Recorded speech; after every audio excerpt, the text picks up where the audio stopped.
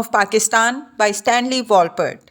Chapter 16, Simla, 1944 to 1945.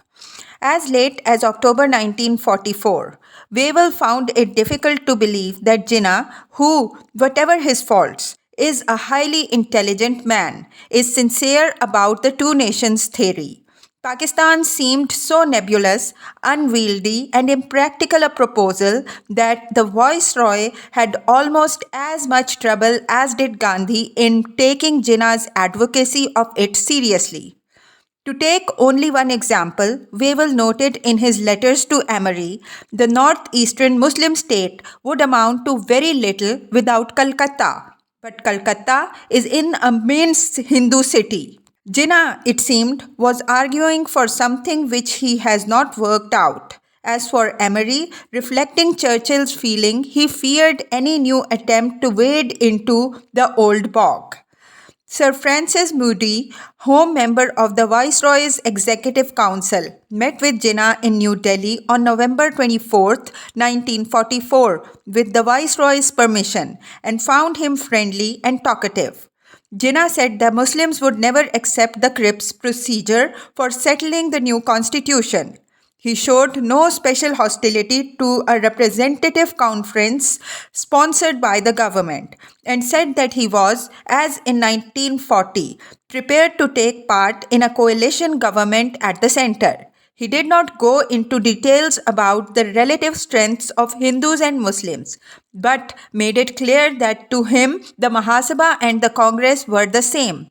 He was quite prepared to cooperate even if the Congress refused to do so. Wavell rightly suspected that Jinnah may have got more out of Moody than he gave away himself. Jinnah met with Wavell on December 6th, and the Viceroy found him quite forthcoming and friendly. He said that India had never been a united nation and never could be. Indian unity was only a British creation, and unity of India under one native government would have no historical parallel. It was impossible for a practical point of view. It had been tried for the last 30 years and had completely failed. The Viceroy argued from a practical point of view that the unity of India brought about by British rule ought to be maintained, at least for security and economic purposes. By mid-December 1944, Bengal's next governor, Richard G. Casey, had talked with enough leaders in Calcutta to conclude that Pakistan was more a matter of political wishful thinking than a potential reality. Casey hoped that Mr. Jinnah will compromise before Pakistan turns into a tiger that he is riding. He believed it would be easy to wean many Bengali Muslims away from the Pakistan idea, but was sensitive to the risk of any of us being accused of being partisan. Hence wrote Wavell, seeking viceregal approval. I believe that if the Muslims could be got to realize that the inclusion of Greater Calcutta in Pakistan is a complete impossibility, then the idea of Eastern Pakistan would receive a great blow. Nazimuddin's concept of Eastern Pakistan was, in any event, much closer to the picture of a wholly autonomous sovereign state, such as would indeed emerge in Bangladesh after 1971. For Nazimuddin and Sohrawardi, as well as for most other Bengali Muslims, including Fazlul Haq, the Bengali state of Eastern Pakistan, as Casey noted, would be one in which Muslims and Hindu could live in amity and share the responsibility for the business of government and all else in approximate proportion to their numbers. Pakistan, or rather the communal suspicion represented by it, is the main obstacle to constructive thinking, Wavell replied. I do not believe that Pakistan will work. It creates new minority problems quite as bad as those we have now, and the Pakistan state or states would be economically unsound. On the other hand, like all emotional ideas that have not been properly thought out, it strives on opposition. Some of the abler Muslims may regard it as a bargaining counter, but for the mass of the Muslim League, it is a real possibility and has a very strong sentimental appeal. We cannot openly denounce Pakistan until we have something attractive to offer in its place. Jinnah remained in New Delhi through mid-December, then returned to Bombay, where he celebrated his 68th birthday without pomp of any sort and left for Karachi immediately afterwards. The Muslim Chamber of Commerce in the city of his birth welcomed him with a banquet on December 27, 1944. There, he urged the Muslim commercial community to be up and doing, reminding them that the economic position was one of the strongest pillars of a nation. You have got in the Pakistan areas an enormous field and enormous scope if only you look around. If only you will see them properly and seize them. He had gone to Sindh to patch up provincial disputes between League Premier Sir Ghulam Hussain Hayatullah and Mr. G. M. Sayyid, disputes which had almost disposed the League's ministry. It was more a question of a personal power struggle than ideological disputes. But Jinnah's presence was required to settle the arguments over ministry appointments and candidates for by-elections. The round of contentious meetings in Sindh left him exhausted. Back in Bombay early in January, Quaid-e-Azam issued a statement on Sindh, concluding that it is for the people of Sindh now to build up our organization in harmony, cooperation and unity. Jinnah visited Ahmedabad in mid-January and addressed the Gujarat Muslim Educational Conference that was attended by thousands of young Muslims from all over the Northwest. I was considered a plague and shunned, he told them, but I thrust myself and forced my way back through and went from place to place uninvited and unwanted. But now the situation was different. As president of the revitalized Muslim League, he had numerous duties to perform and hardly any time to accept invitations.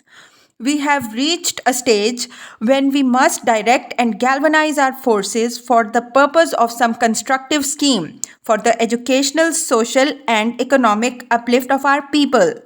A new school was born that day.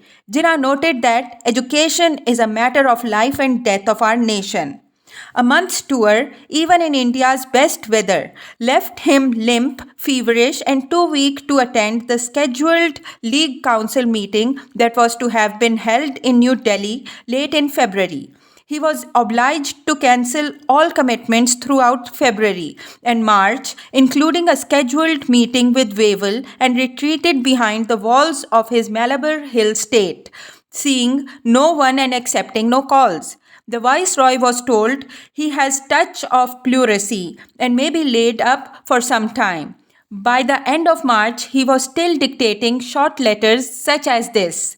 I regret to inform you that it is not possible for me to undertake any public engagement for some time, as I am ordered strictly to have complete rest. This breakdown was a serious warning to me, and my doctor's advice is that in no circumstances am I to depart from what he considers complete rest. Gandhi also suffered a physical relapse in January of 1945, and with both of these aging titans on their hacks, the younger leaders of Congress and the Muslim League hoped to fashion a new formula of political settlement.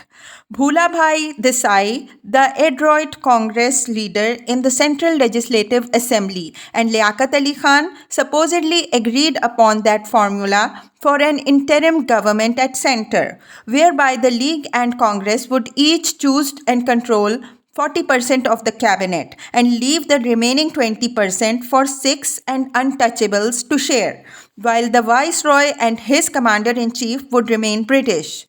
Wavell and his secretary, Sir Evans Jenkin, were both assured by Desai that Jinnah and Gandhi approved of this formula, but it remains unclear whether or not Liaquat ever actually discussed the matter with Jinnah. Desai-Liaquat formula was, however, considered sufficiently important and ripe to be argued threadbare by Britain's War Cabinet, which ordered Wavell to refrain from committing himself to any new political bridge till its strength and nature were most carefully tested.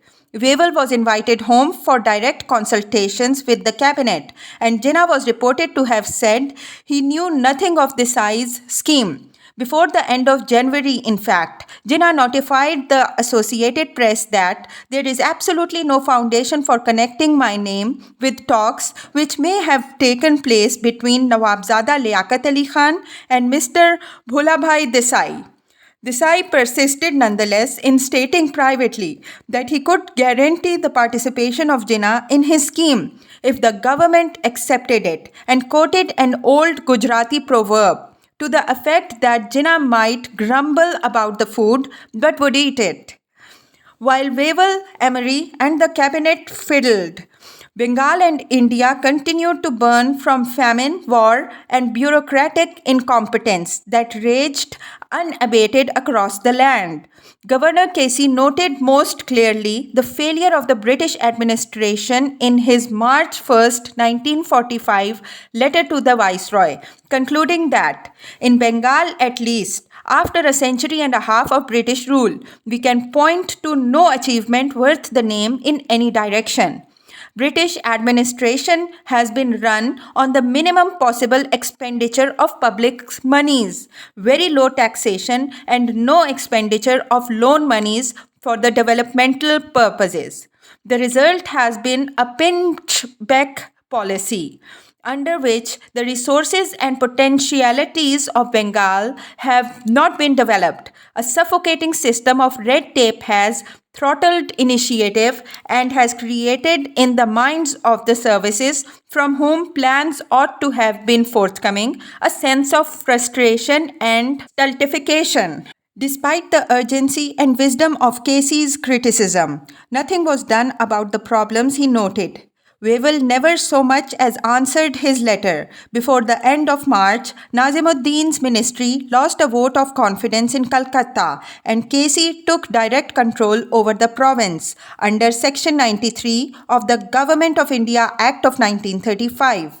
In mid-March, the Muslim League's ministry in the northwest frontier province under Aurangzeb Khan also lost a vote of confidence, and the governor, Sir George Cunningham, turned to Congress leader Dr. Khan Sahib to ask if he wanted to try forming a government with ministries drawn from his own party.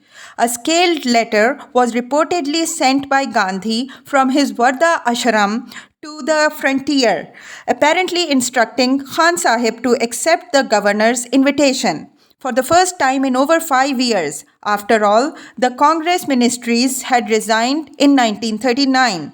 The Congress party thus returned to provincial responsibility in Peshawar. Jinnah was livid, but personal frailty made it impossible for him to journey to the frontier. Several months earlier, he had been requested urgently to come to help heal factional league strife there, as he had in Sindh. It is up to you all to realize that you have to put your house in order, Quaid-e-Azam had written League President Taj Ali in December 1944. The center is doing its best to help and guide, but the root is in the province itself. And it is therefore up to you all to work selflessly for the cause and establish solidarity among those who understand and create complete unity and discipline amongst our people. Fine advice, yet hardly enough to avert the daggers that brought the League ministry to its knees along the frontier less than half a year later. Congress Muslims, under the order from Wardha, have accepted office, throwing away their fundamental principles to the four winds, Jinnah declaimed in his Pakistan Day message to the press that March 23rd. It is not possible to believe that any Mussalman who has got the slightest self-respect and an iota of pride left in him can tolerate a ministry in a Muslim-majority province which takes order from and is subject to control of Mr. Gandhi at Sevagram, or the Congress, who are deadly opponent to all Muslim aspirations and their national demand. Jinnah's same Pakistan Day message contained many images of illness and warnings against conspiratorial powers, bidden intrigues, and impending doom. all of which could be overcome only through Muslim unity combined with faith in God. I see powers working around us and our enemies are active. But let us go forward undaunted, fearless, without faltering. I have my finger on the pulse of Muslim India, and I feel confident that 10 crores of Muslims will stand as one man at any critical moment and will not hesitate to make every sacrifice if we are to be thwarted, ignored, or bypassed by those in power. Pakistan is within our grasp. Inshallah, we shall win. Wavell flew out of Delhi on March 20th and arrived in London 3 days later. Emery had suggested a small dinner party at 10 Downing Street to Churchill to welcome the Viceroy home. But the Prime Minister coldly replied, "My meeting with him had better be purely official." Addressing the War Cabinet's India Committee chaired by Attlee, Wavell requested authority to choose his executive council from among India's political leadership, arguing that there was steady political deterioration and a worsening in the administrative and the general position. He reported that Gandhi at 75 was a fairly sick man who, according to some reports, could only think consecutively for a few minutes. Wavell judged Jinnah's control of the Muslim League more uncertain than it had been, reporting on the change of government in Northwest Frontier and the League troubles in Sindh, Assam and the Punjab. He also informed the cabinet that Jinnah was not very fit, though his brain was as active as ever. And since Jawaharlal was still in jail, he could not say how Nehru's mind was working, but thought he was still bitter, and in the Congress he probably commanded the political left wing, but not the industrialists from which Congress drew its financial support. The war in Europe ended and Churchill's government resigned before the cabinet could reach any conclusion about Wavell and India. What a crew they are for a perilous voyage, the tired, frustrated viceroy confessed to his journal. Wavell was, however, granted permission to convene a conference of Indian leaders to help him form a new executive council that would represent the main communities and would include equal proportions of caste Hindus and Muslims. He returned to New Delhi on June 7, 1945 and informed his current council of the impending changes. Almost all of the Indian members of the council called upon the viceroy to make an immediate declaration of complete dominion status for India.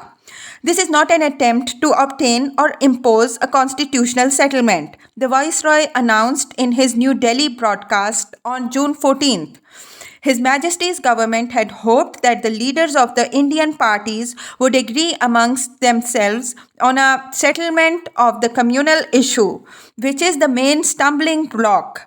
But this hope has not been fulfilled. Members of the Congress Working Committee were all released from incarceration.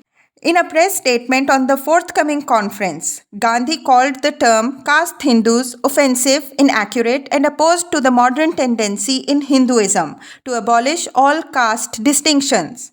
Jinnah's initial reaction was reflected in Don's comment that the League could not participate in an executive council in which non-League Muslims were included. Wavell reserved a suite for Jinnah at Simla's Cecil Hotel, inviting him to the Viceregal Lodge for a private meeting on the evening of June 24th, before the scheduled official opening session of the Simla conference the next morning. Jinnah accepted the invitation but suggested a 2 weeks postponement of the conference to give him time to consult his working committee on the clarifications he hoped to receive from the Viceroy concerning conference proposals during their private meeting. Wavell refused to be drawn into any such negotiations, insisting that the conference had to start without delay. Gandhi and Jinnah are behaving like very temperamental prima donnas. Wavell informed his journal in mid-June, and the latter is publishing his telegrams in the press before I even received them. Gandhi at least had the courtesy to ask whether I agree to publication. The Viceroy was beginning to recognize that his simplistic hopes for a settlement were less realistic than he had assured Britain's cabinet they were. On June 24th, Wavell met with Congress President Azad before lunch and with Gandhi after lunch. It was his first conversation with the Mahatma, who was rather vague and discursive but on the whole gave his blessings to the proposals. As Gandhi left the Viceregal Lodge, Jinnah arrived to spend an hour and a half alone with the Viceroy, who found him much more direct than Gandhi, but whose manners are far worse. Lord Wavell officially opened the Simla Conference at 11 a.m. on June 25, 1945. 22 political leaders of India assembled in the posh ballroom of the Viceregal Lodge. President Azad spoke for Congress, stressing its non-communal character. Jinnah spoke next for the League and said Azad's points were largely irrelevant to the immediate proposals, calling upon the Viceroy to address himself exclusively to those.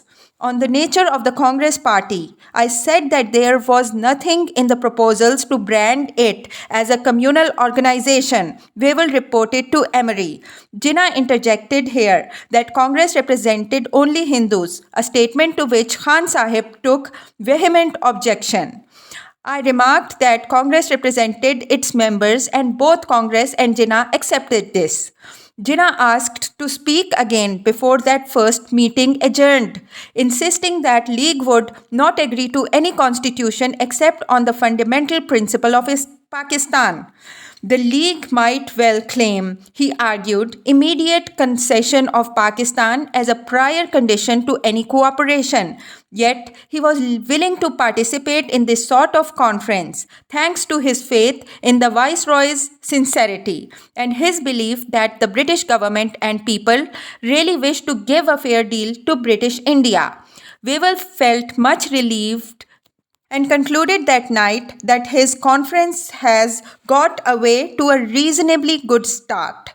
On the morning of June 29th, the conference reconvened and the Viceroy asked all party leaders to send him panels of names of candidates for his new council.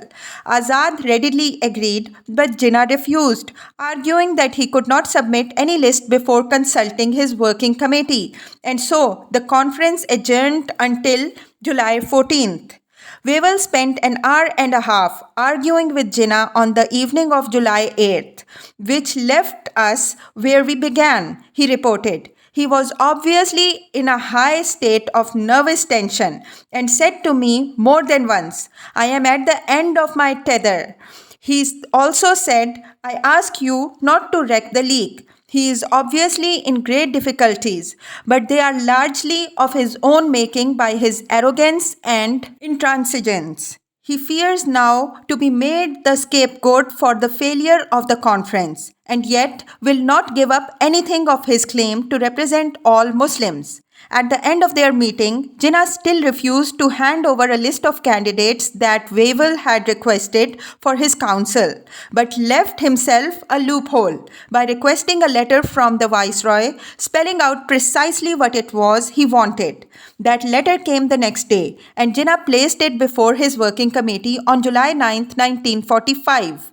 I fully appreciate your difficulties, but regret that I am unable to give you the guarantee you wish, that is, that all the Muslim members of the proposed new council shall necessarily be members of the Muslim League. I have to attempt to form an executive council representative, competent and generally acceptable.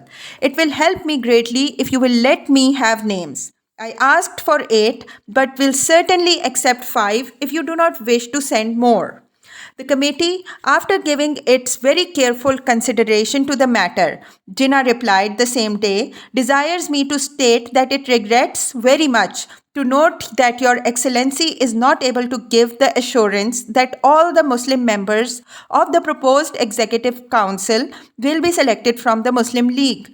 The committee considers this as one of the fundamental principles, and in the circumstances, I regret I am not in a position to send the names. It is not possible for us to depart from our fundamental principles. The Viceroy remained equally resolved not to give way on this point and wired Emery that night to propose his own list of new council members, four of whom were to be Muslim League members: Liaquat Ali, Khaliquzzama, Nazimuddin, and Ishaq Seth. And the fifth, a Muslim landlord from the Punjab, Sir Muhammad Nawaz Khan. The five caste Hindus were to have been Nehru, Patel, Bajendra Prasad, Dr. M.S. Ane, and Sir B.N. Rao. Master Tara Singh was to represent the Sikhs, and Dr. Ambedkar and Muniswami Pillai, the scheduled caste, untouchables. Dr. John Mathai of Madras University, later Nehru's private secretary, was to have been the council's sole Indian Christian, thus bringing the total to 16 with the Viceroy and his commander-in-chief. The British cabinet, being rather pernickety, insisted that Wavell see Jinnah first and tell him the names of the Muslim members he planned to propose, and to try to persuade Jinnah to put forward those names as his party's list. Good soldier that he was, Wavell met with Jinnah on July 11th, trying again to alter his position. He refused even to discuss names unless he could be given the absolute right to select all Muslims and some guarantee that any decision which the Muslims opposed in the council could only be passed by a two-thirds majority. In fact, a kind of communal veto. I said that these conditions were entirely unacceptable, Wavell recorded, and the interview ended. The Viceroy saw Gandhi an hour later and told him of the conference breakdown.